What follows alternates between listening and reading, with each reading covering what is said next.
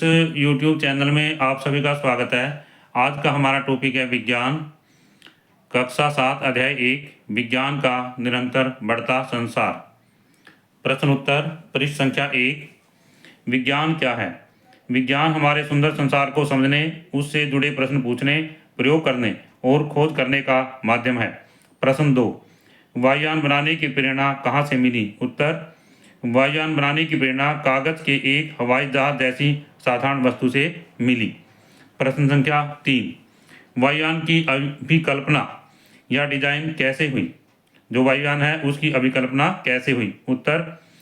पक्षियों के पंखों के अध्ययन से लेकर आधुनिक अभियंताओं इंजीनियर द्वारा सरल परीक्षणों एवं प्रयोग से वायुयान की अभिकल्पना हुई। इससे आगे है पृष्ठ संख्या 2। प्रश्न 4। इस पुस्तक में हम किन क्षेत्रों के विषय में पढ़ेंगे? उत्तर। इस पुस्तक में हम भौतिक विज्ञान, रसायन विज्ञान, जीव विज्ञान तथा भूविज्ञान के विभिन्न क्षेत्रों के विषय में पढ़ेंगे। इससे आगे है प्रश्न संख्या 5। कुछ फल खट्टे क्यों होते हैं? उत्तर। कुछ फलों में प्राकृतिक रूप से अम्ल पाए जाते हैं। क्या पाए जाते हैं? अम्ल पाए जाते हैं और अम्ल स्वाद में खट्टे होते हैं, इसलिए कुछ फल खट्टे होते हैं। प्रश्न 6। जब हम कपड़े पर लगे हल्दी के दाग को साबुन से धोते हैं तो क्या होता है? उत्तर। साबुन क्षारीय होता है तथा हल्दी एक प्राकृतिक सूचक है। हल्दी क्षार को लाल रंग में बदल देती है, इसलिए जब हल्दी के दाग को साबुन से धोया जाता है तो यह लाल रंग का हो जाता है। प्रश्न संख्या 3। बल्ब को प्रकाशित करने के लिए किन पदार्थों की आवश्यकता होती है? उत्तर। बल्ब को प्रकाशित करने के लिए विद्युत सेल या बैटरी, संयोजी तार और एक बंद विद्युत परिपथ की आवश्यकता होती है। प्रश्न संख्या 8। पुस्तक के आधार पर दैनिक जीवन में होने वाले 4 परिवर्तनों के उदाहरण दो। उत्तर। बैटरियां समाप्त हो जाती हैं। जो बैटरियां होती हैं वो धीरे धीरे क्या होती हैं? समाप्त हो जाती हैं। समाप्त होने का मतलब क्या है? वो काम करना बंद कर देती हैं। दूसरा, बर्फ पिघल कर जल बन जाती है। तीसरा है फल पक जाते हैं। इसमें चौथा है चट्टानें टूटकर पत्थरों में परिवर्तित हो जाती हैं। पृष्ठ संख्या 4। शारीरिक वृद्धि के लिए हमें किसकी आवश्यकता होती है? श्वसन और भोजन की। प्रश्न संख्या 10। पौधे अपना भोजन कहाँ से प्राप्त करते हैं? पौधे अपना भोजन प्रकाश संश्लेषण विधि के द्वारा स्वयं तैयार करते हैं। प्रश्न संख्या 11। क्या पौधे सांस लेते हैं? उत्तर। हाँ, पौधे सांस लेते हैं। प्रश्न 12। पुराने समय में समय कैसे मापा जाता था? यानी प्राचीन काल में समय कैसे मापा जाता था?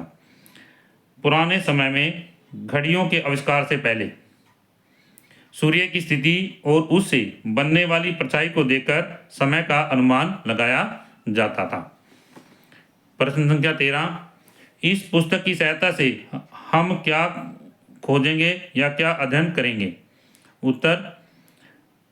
पौधे अपना भोजन कैसे बनाते हैं, विद्युत तथा विद्युत परिपथ के विषय में, धातुओं के विषय में। इससे आगे है हमारे चारों तरफ होने वाले परिवर्तनों के विषय में, सूर्य तथा प्रकाश आदि के विषय में हम इस पुस्तक में अध्ययन करेंगे। पृष्ठ संख्या 5।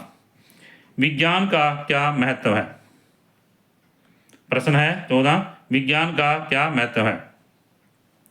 विज्ञान हमें प्रश्न पूछने, खोज करने, व्यवहारिक प्रयोग करने और एक वैज्ञानिक की तरह सोचने के लिए प्रोत्साहित करता है।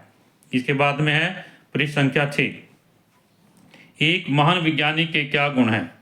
महान वैज्ञानिक केवल प्रश्नों के उत्तर ही नहीं देते, अपितु वे अद्भुत प्रश्न भी पूछते हैं। इसलिए कहा गया है कि बुद्धिमान होने के लिए प्रश्न पूछने वाला बनना भी आवश्यक है।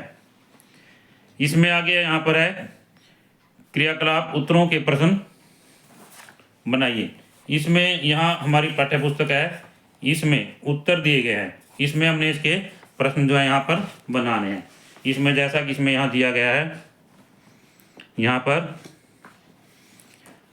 ये उत्तर दिए गए हैं, हमने इनके यहाँ पर प्रश्न बनाने हैं। जैसे बस थोड़ा दूध डालें, क्योंकि बिल्ली के दांत टेढ़े थे। घबराइए मत, मेरे पास तौलिया है। इनके हमने क्या बनाने हैं, प्रश्न बनाने हैं।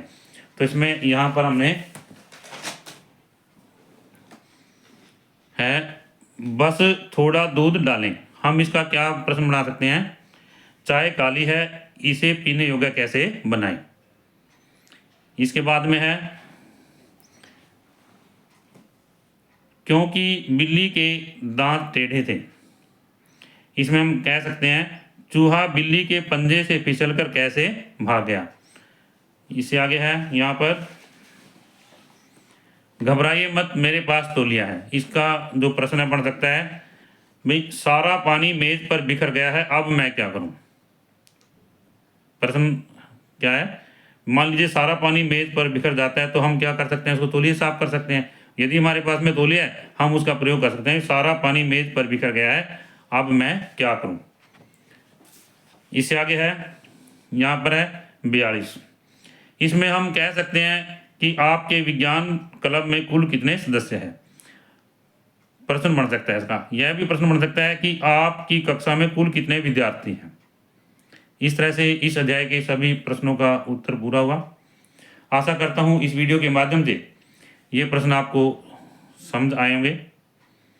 और यदि ये वीडियो आपको अच्छी लगे तो आप इस वीडियो को लाइक करें, शेयर करें, कमेंट करें। यदि आप इस चैनल पर नए हैं तो आप इस चैनल को सब्सक्राइब करें ताकि इससे अगली वीडियो आपको मिलती रहे।